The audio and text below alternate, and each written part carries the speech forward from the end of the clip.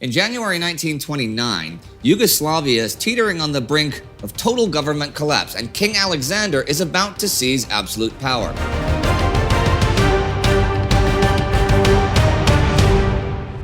Welcome to Between Two Wars, a chronological summary of the interwar years, covering all facets of life, the uncertainty, hedonism, and euphoria, and ultimately humanity's descent into the darkness of the Second World War. I'm Indy Neidell. This is part two of a two-part series about Yugoslavia in the 1920s. In part one, we did make a note at the beginning about hateful commentary in the comments, and that we would not tolerate such commentary. You can read what we think about that in our pinned comment before you make such commentary. Right. In part one, we saw how three opposing movements competed for domination of the young country. On one side, the Radical Party, led by Nikola Pasic, want a Serbian-dominated constitutional monarchy centered on Belgrade. The Radicals are sort of associated with King Alexander, but he's also chomping at the bit to take over the country and run it as an absolute monarchy.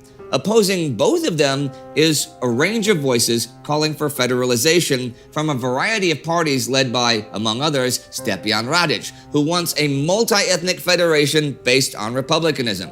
In April 1924, when Pasic's minority government collapses after only a month, the king reluctantly asks Davidovic, head of the Democratic Party, to form a coalition government. The king is infuriated when in August, his enemy Radic returns from exile, becomes an active part of Davidovic's government, and espouses anti-monarchical views. Alexander demands Davidovic's resignation, which he turns in, but Alexander refuses to call parliament into session anyhow. The crisis has revealed the bitterness of the parliamentary system. It has also revealed how willing the king is to use his power to appoint and dissolve government.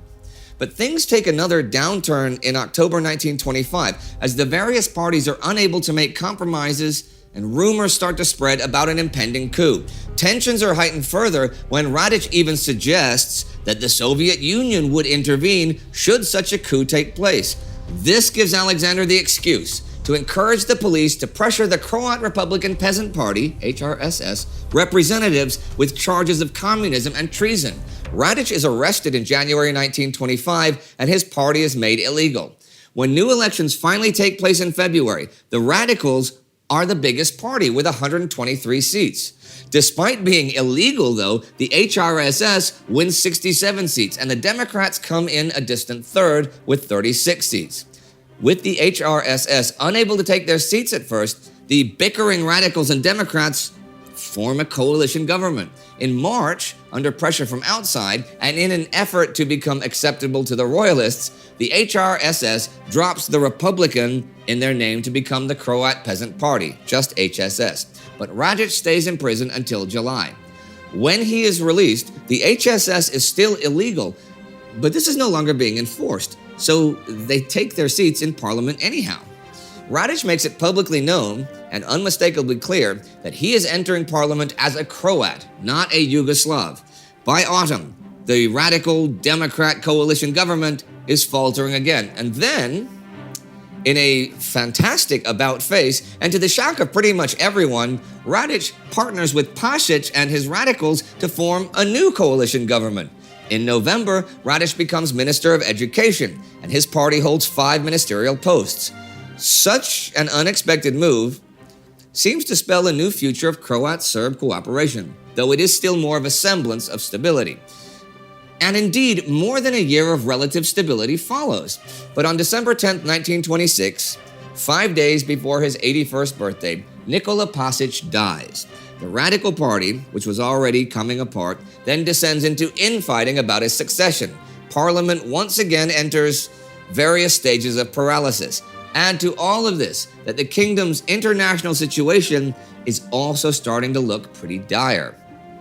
Other than trying to ensure that Austria and Hungary stay weak enough to not be a major threat again, Britain and France are not really that interested in the region. And despite Mussolini's plans for expansion in the Adriatic, Italy has been taking a conciliatory approach towards Yugoslavia so far. That all started to change back in 1925, when Pasic failed to get the parliament to ratify the Nettuno Convention, which would have allowed Italians to freely migrate into Dalmatia and which gave Il Duce even more of a taste for expansion. So, just before Pasic dies, Mussolini signs the Treaty of Tirana with Albania, which more or less co-opts the Albanian armed forces to the Italians. Should Mussolini make real his eastward expansion plans, the Yugoslav kingdom is now in a potentially very dangerous situation. The tension on the foreign and domestic scenes compounds into further chaos and comes to a violent head in June 1928. There had been new elections in September 27, which once again failed to produce a clear mandate for any party. The radicals, with SLS and JMO support, form a minority coalition, but an opposition coalition topples them.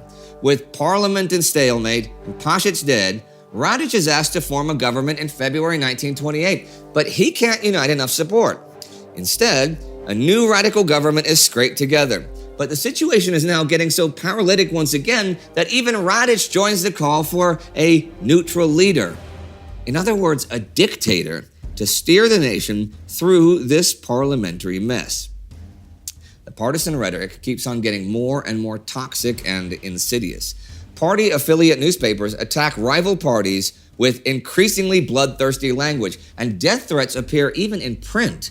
Personal insult becomes the standard method of debate. At one point, Radic publicly calls one political opponent a crybaby with a pumpkin head, leading one radical deputy to shout on June 19th that if he continues with his insults, his head will fall right here.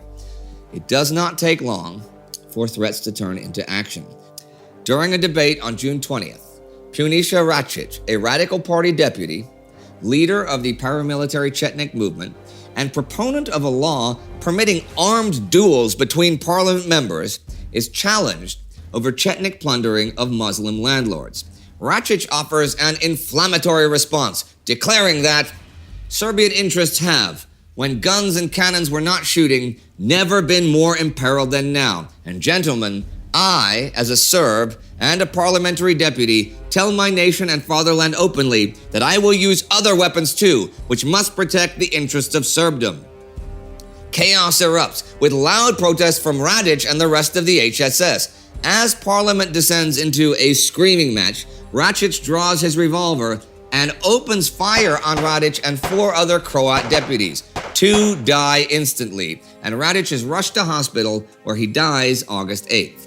Later known as the Skupština crime, the parliamentary crime has dire consequences for the entire parliamentary system. If there was any room left for Croat and Serb politicians to cooperate, the shots fired killed that too. The rest of Parliament, and many in the public, now blame the Radical Party as a whole. The country slides deeper and deeper into crisis. There are renewed talks of territorial amputation with a division of the state between Croatia and Serbia, and yet another government falls apart.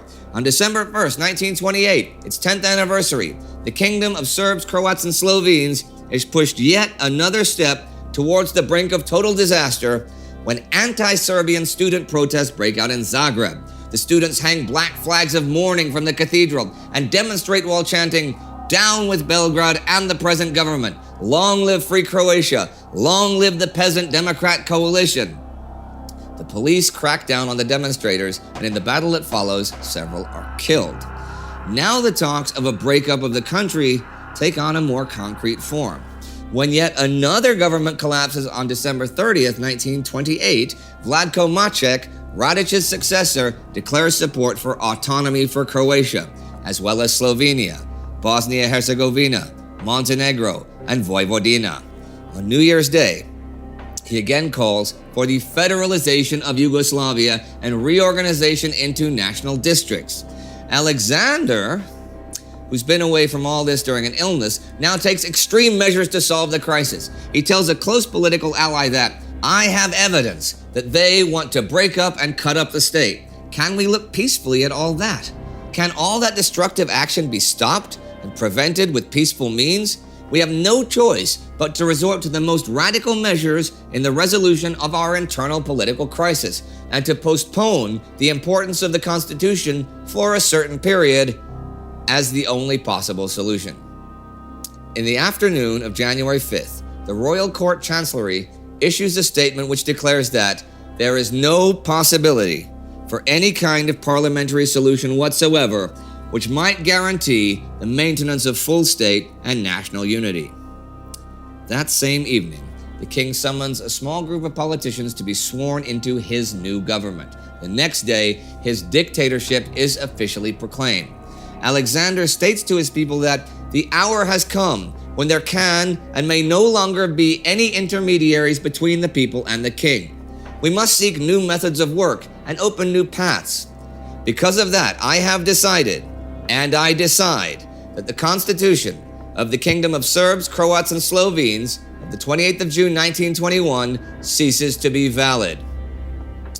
The parliamentary experiment is over, and the king immediately tries to forge a single Yugoslav identity. Historian Christian Axbo Nielsen gives us some insight into this goal, stating that in Alexander's grand vision, one glorious Yugoslav identity would rule supreme in his kingdom, from the mountain valleys of Slovenia in the northwest to the impoverished and isolated villages of Kosovo and Macedonia in the southeast.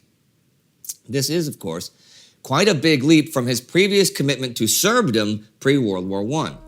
It is likely that his bearing witness to the constant bickering of various identities throughout the decade has now convinced him that for his people to modernize, they must leave their tribal loyalties behind. New laws are passed which ban associations with tribal or religious titles. All political parties are dissolved, and politicians are placed under full-time police surveillance. Alexander also begins to crack down on corruption. Laws are passed which promise harsh sentences and fines should officials be anything but neutral professionals in their administration, with strict instructions not to be influenced by any personal, tribal, or religious factors. Money is tight, however. The economy has been in recession since 1926, and the Great Depression only makes things worse. This gets in the way of the Unitarian dream, as the cash-strapped government is unable to even afford the printing of standard Yugoslav textbooks for schools. See, still in 1929, current textbooks are not standardized, with many students in former Habsburg imperial lands using books from where Serbia is either ignored or outright denounced. The biggest of the changes comes on October 3rd, 1929, with the law on the name and division of the kingdom into administrative regions. From now on, the state would be known as the Kingdom of Yugoslavia. In one sense, this is not so much of a change, because it was commonly referred to it as such already. But it carries huge symbolic weight. The Radical Party had passionately rejected the name when the kingdom was first founded, and insisted on Serbs being referred to individually and primarily.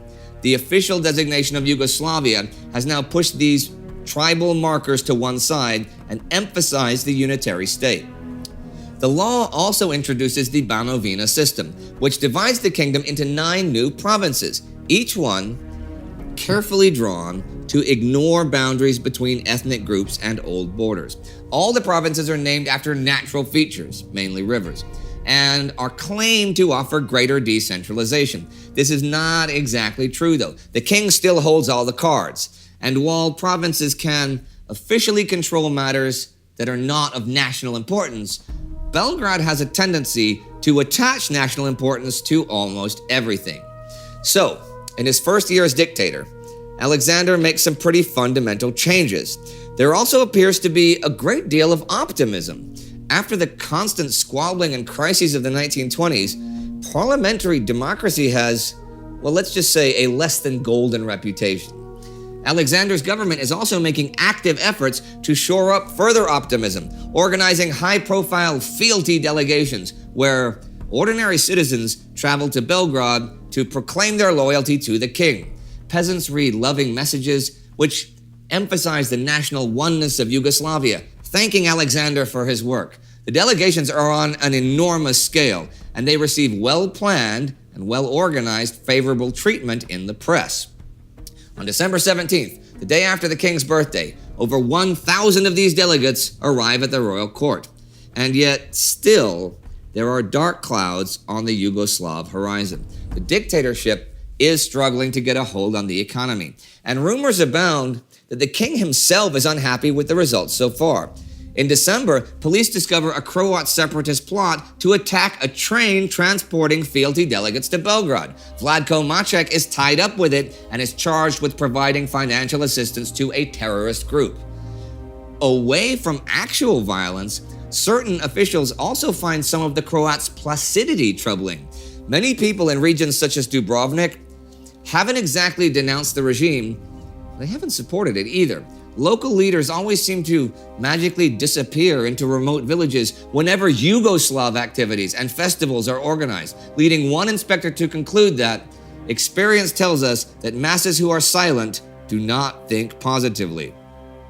Strict Unitarian policies have also led to tensions with the Catholic Church, Orthodox Church, and Islamic institutions. In short, it is difficult to know how Alexander's grand vision will play out. What we do know is that so far, the Yugoslav experiment has turned out to be an ethnic boxing ring. Unlike many of the other new nation-states of Europe after World War I, the kingdom is not struggling with other states about land and identity. Instead, it is consuming itself in a desperate attempt to find common identity between peoples that seem hell-bent on seeking out opposition and dominance over each other. In many ways, in 1929, the land of the South Slavs is a microcosm that echoes and amplifies the tune of mutual death and destruction that has been playing for over 15 years now, and to which most, if not all of Europe, seems unable to stop dancing.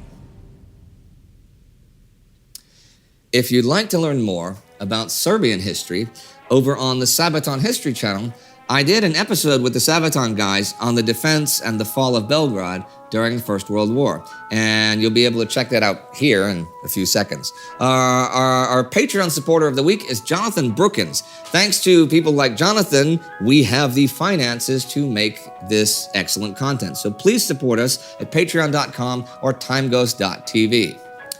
Chevali, Nastravi. See you next time.